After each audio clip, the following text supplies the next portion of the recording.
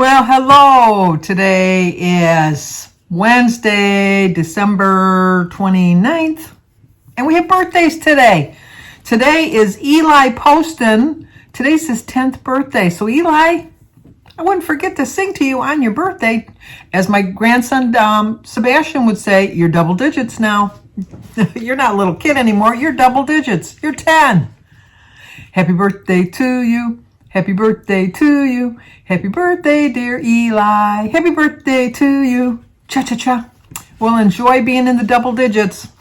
It's also Lauren's birthday, and she is, I think, 15. She's been in double digits for a while, but I'm sure that she's not worried about that. Happy birthday to you. Happy birthday to you. Happy birthday, dear Lauren. Happy birthday to you. Cha-cha-cha. It's also Terry Armstrong's birthday. Happy birthday to you. Happy birthday to you. Happy birthday, dear Terry. Happy birthday to you. Cha-cha-cha. And also it is, I think today is actually Jim Clark's birthday. I think that's Debbie Clark's brother. I'm not sure. I'm kind of getting confused on this, but I think today is Jim's birthday. Happy birthday to you. Happy birthday to you. Happy birthday, dear Jim. Happy birthday to you. Cha-cha-cha. And then we also have an anniversary. Today is Keith and Andrea, or is it Andrea? It could be either one, Andrea or Andrea, but it's Keith and Andrea or Andrea's Landman's 25th anniversary. What's that, the silver anniversary? Happy anniversary, happy anniversary, happy anniversary, happy anniversary, happy, happy, happy, happy, happy anniversary, happy, happy, happy, happy, happy anniversary. I hope you have a great anniversary. My hood is looking all disembobbled here. Not that I had it on. It's my hood. I love a good hoodie. I just love a good hoodie. That's just one of my favorite things to wear. Had a pretty productive day. I'm not going to really show you my food today because today is late. It's like almost 7 o'clock. I've only eaten one meal today. I met with my sister Denise and my sister Mary and my sister-in-law Diane, who is married to my brother Pat. We went to the Olive Garden for lunch. So I'll show you a quick little clip. Okay, we're here at the Olive Garden, and I ordered soup and salad and iced tea. And there's... Do you want to be on it or no? Of course she does. Okay, there you go. She has no choice. My sister-in-law Diane. She's never going to watch it. And Mary. I'll never see it. And Denise. And I ordered the soup and salad and iced tea. I ordered... Oh, wait a minute. Let's see what Mary ordered. Fettuccine Alfredo with the chicken ganucci. That's what she called it. She called it ganucci. Instead of gnocchi. Anyway, soup and salad. Soup and salad. Oh. Mm-hmm. Soup and salad. It was so nice. I got iced tea and the soup and salad, and I had 2 breadsticks, which I didn't realize the breadsticks are 4 points each. No wonder. They're delicious. And the salad was 4 points, and the pasta fagioli was 3 points. So that's 4, 8, 3, 11, right? 4 and 4 is 8. No, and 4 for the salad is 12, and 3 for the soup is 15. Plus, I brought a soup home that I'm going to have after I do the video here. So I have an 18-point day. But afterwards, I went shopping. We went to Joann Fabrics. Not my store. That was Denise's store because she bought some material that she wanted to get. And then I brought her home, and then I went to the bank. I had to get some check registers. I know I'm one of these ancient people that still write checks. Only as a rebel that I am because most of my things I pay online. But my Semco bill, which is my gas bill, which the company I use is Semco, if you want to make an online payment, they charge you $3.95. I can put a forever stamp, which I think is 50. It might be 55 cents now, but I have like a ton of forever stamps. So I think when I got them, they were only 50 cents. But I'll pay the 55 cents on there with the check that probably cost me pennies to use and mail them a check. And the other one is my water bill. They charge you $4.95 to make an online payment. Now I could just drive to the office, But no, I put a 50-cent stamp on it. And then like Jim's dues come due every 3 months. I just write a check for that and send it out. And then like doctor bills, like when you get after you have to pay your share, I just write a check and send it out, because then I have the check as my tax reference too, along with the receipt. I kind of staple them all together. I make a copy like of the statement and that, and put the check number, all that good stuff. But so I had to get some check registers, and I had some money I had to deposit into the bank account. And so I did that, and then I went to the post office, and guess what? I got mail. So let's see what mail I got. I was so happy to see mail. I love getting mail. Cute little card. It said, Sandy and family, Merry Christmas and Happy New Year. Thanks for all you do for our Weight Watcher people, and also for sharing your family. Wishing you continued blessings. Love, Mara Sabardelli. Well, thank you, Mara. I think I said your name right. I hope I said it right. And then we got another card. It was nice, too, because there's not that many people at the post office again. So it was easy to get a parking spot. It's a snowman. So much fun. Yeah, we had some snow today. Dear Sandy, I wanted to wish you a very Merry Christmas. I hope that 2022 is a much better year for all of us. I wish you continued success with WW. Keep it up. You are an inspiration. Love, Cheryl Sims. Well, thank you, Cheryl. I definitely intend to keep up doing better than I have been this year, because 2022 is going to be the year I reach all of my goals. Another snowman. Dear Sandy, it says here, I can do all things through Christ which strengthens me, which is true. Dear Sandy, it's been fun watching your channel for another year. Since Danny joined you, it has been very enjoyable, and you two are so funny. I think she meant Danny, or Jimmy rather. Danny gets on there very occasionally, but yes. I am a couple years older than you. Many of the things you share are so familiar to me. Watching the progress on the new house has been very entertaining. Yes, David actually hurt himself yesterday working at the new house. He was using his nail gun, and I guess one of the nails got away from him. It ricocheted off the wall and came back and hit him in the thumb, and he fractured his thumb. Somehow the nail hit it. It didn't go into his thumb, but it did something to his thumb. So he had to go to the emergency room last night because his thumb was bothering him so much, and then they found that he fractured his thumb, so he has a splint. But true guy that he is, he's out there today working at the house. He said, a little splint's not going to stop me, Grandma. Merry Christmas, little toy soldier. From our home to yours, Merry Christmas and a Happy New Year. Love, B. Well, thank you, B. She's all happy because her son's home from the service. So, well, those are my cards. So thank you very much. I so appreciate it. I love getting mail. But like I said, I went to the post office and I got 2 registers, or to the bank. And then I went to the post office and got my mail. And then I decided I wanted to spend my Kohl's cash because, you know, it's like a trap, because they give you money, but then they know you're going to spend more money when you come back. I try very hard just to spend what they've given me. So they gave me a $10 in Kohl's cash. So I went and I found, this is going to be a Christmas present for somebody next year. So if they watch my channel now, they're going to wonder, is that mine? Is that mine? They won't know until next year. But they'll also know how much I paid for it. But anyways, isn't this cute? Isn't that cute? It's like a little mail bag, and then you flip it up. It's a travel pillow. It is so adorable. I just love it. Let's put it this way. Or like this. Any way you look at it, it's cute. And it was regularly $39.99, and it was marked down to $12.99. So I used my $10 Kohl's cash and took $3 out of my wallet. $3 gift. That was regularly $45. So I don't know who's going to get it. We'll see.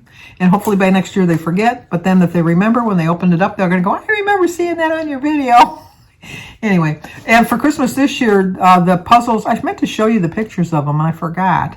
The puzzles that we worked on last year, we wrapped up for the kids. And I meant to sign the back of them, too. I have to go to their house one day and sign them before they put them away, just so they can hang them up at Christmas time, even when I'm gone, as a remembrance And I know people say I talk about death too much, but it's a fact of life. Whether you like to, I spit all over myself, whether you like to admit it or not, it is. So, and then I went to Starbucks to get my mango dragon fruit. I forget, I'm sorry, I should remember, but somebody had told me to look up the sugar content, which it was kind of high in sugar. It was 17 grams, I think. But I figured out that my Pepsi that I usually drink was 111 grams of sugar, so I kind of cut it down a little bit by drinking that. But because of, I go into Target, because there's less of a line. And they didn't have any refreshers because they haven't got the resupplies yet because they sold out during Christmas, which I completely understand. But you can't see it, but I got a little one just to taste because I wasn't sure I was going to like it. But it is, I had to write it down so I remember what it is. An iced passion tango tea. Iced tea. Iced passion tango iced tea. 0 points. 0 points. It was delicious. It was very tart and very, not bitter, but like you could taste the tea. You could taste the strong tea, which I like a strong tea. I do like a strong tea. So you could taste it. But she had said, it's kind of got a strong flavor to it. Would you like to put some sweetener in it? And I went, no, I'm going to try it just like it is. So I did, and I'm glad I did because I don't think the sweetener would have added sugar to it and it would have added points. This is a 0 point drink. I thought, I'm going to have that. At Olive Garden, I was so tempted to get a Coke because it's just a natural. It comes natural to me. But I did get a iced tea, which I think it was at the tail end of it because you could taste the tea leaves. I don't know if you're a tea drinker, you know what I'm talking about. I like a good strong tea, but I don't like to taste like a tea leaf taste, if that makes any sense. And it was I don't know. It's like they could have read the tea leaves on the bottom of my glass, I think. Like that kind of a tea. It was that kind of like weird. But I was happy that I did that, and I had 2 glasses of water with it. So, like I said, I'm pretty full for the rest of the day. And then when I got home, we had a little bit of snow the other day, and we had a little bit of freezing rain. And so the end of my driveway was a little bit frozen. And I have to get down there to get to my mailbox. And I have to like when I'm walking. And I thought, I'm going to shovel that up. And then I shoveled it up, and we have a sewer at the end of our driveway, which was just clogged up with leaves. So I got out the shovel and the broom and cleaned up the drain, so all the water, so I wouldn't have like an ice jam at the end of my driveway. So I did that, was very careful. I didn't want to fall. And then I came in and I started watching a series, which was out in 2014 on HBO. And the more I'm watching it, the more it's bringing back memories that I did think I saw it. It's just a 4-part series that I'm watching on HBO Max called Olive Kinderidge, I think it is. But with Richard Jenkins and Frances McDermott. Very good. I really do like it so far. I've only watched one little chapter of it, but it's kind of bringing back memories that I've seen it before. But like I said, it was 7 years ago. I've read books more than once. I've seen shows more than once. This is not going to stop me from finishing it up. It's only got 3 more chapters that I got to do. And then that's about it for tonight. I guess that's all I have to say for that. And that's how it was tonight. And that's how it is. Walter Concrete. Anyway, so no plans for tomorrow. Tomorrow will be the anniversary of my father's passing. My father died in 1983 on December 30th at 4:45 in the morning, which is about the time I get up to go to the bathroom every day. So I'll be thinking of my dad in the morning. When I got the call on the phone, we had the bedside phone, and I got the call, and I know it's like weird, but I would never talk on that phone again after that. Never. And like if I was laying in bed at night and the phone would ring, I would get up and go into the living room to answer the phone, and Jim would say, "Why don't you just answer that phone?" And I go, "I can't answer that phone. That's not a good phone. That's a bad luck phone. I can't answer it." So anytime I was in that room and it rang, I just wouldn't answer it. And so then Jim kept saying, "Well, why don't you just get another phone?" And I go, back then you could just go to AT&T and get another phone. I don't think they charged you for it or anything. But I remember it was a green Princess phone. I remember that. But I thought, no. And then one day I came home and there was like a desktop black phone sitting on the nightstand. And Jim had gone to AT&T and switched the phones out for me. He says, it's silly that you don't answer that phone. We'll just throw that phone away. And so I said, okay. So we threw the phone away. Perfectly good phone. Threw it away. But the phone had nothing to do with the call, but it was expected. I mean, we gave my father last rites on Christmas Eve, so we knew that he was going to pass. But I think in the back of my mind, I kept thinking he really wasn't going to pass, because on Thanksgiving Day, we had just sat down. We had all the food on the table. We had just sat down. We got a call from the hospital and told us it was time we got there. And we all just got up from the table and went to the hospital. And then when we got there, we walked into my dad's room. The bed was completely stripped, and it was just the bed. And we were like devastated, because we thought, oh my God, they didn't even let us get a last goodbye. Well, what had happened was they had taken him down for some x-rays or something. And while he was out, they were going to clean the room up, but they didn't have the sheets. And so the nurse had stripped the bed, and it was a whole rigmarole. And so then he came back, and then he was fine until we gave him last rites on the Christmas Eve. Not fine, but he didn't die. I guess that's the way to say it. But it was nice, because it gave me that last final 6 weeks to really say goodbye. So it was nice that I had that chance to say goodbye. So even though I knew the call was coming, it was still a hard call to take. You know what? They always say, well, at least you knew it was coming. I mean, it makes it a little bit easier, but it's still hard. So anyway, oh, what a dreadful note. I got to think of a happy story. Let me think of a happy story. Can't end on a sad story. You can't end on a sad story. Let me think of a happy story. I've told this story. It's a funny story. In my mind, it's a funny story. The first time I met Jim's mother and his parents, his family actually, they had always ate their dinner in the kitchen. And it was a small kitchen, but not too small that you couldn't fit like everybody around the table.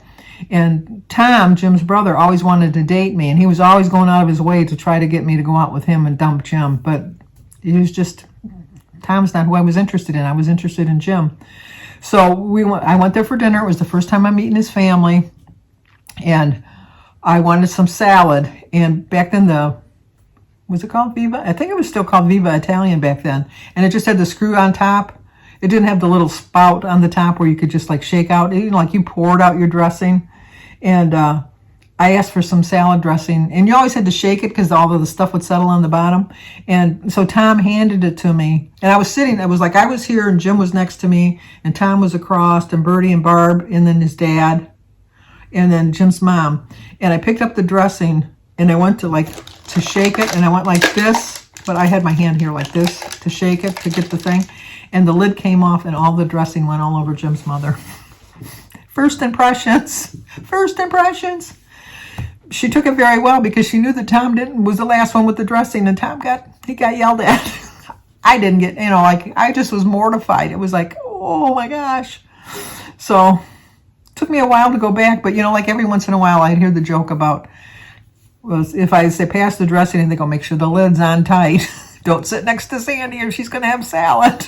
So anyway, that's my happy note I'm going to end on. So if you're new to my channel, please subscribe, leave a comment, hit the like button, share if you think somebody might like to see it. As always, stay safe, and I will talk to you guys tomorrow.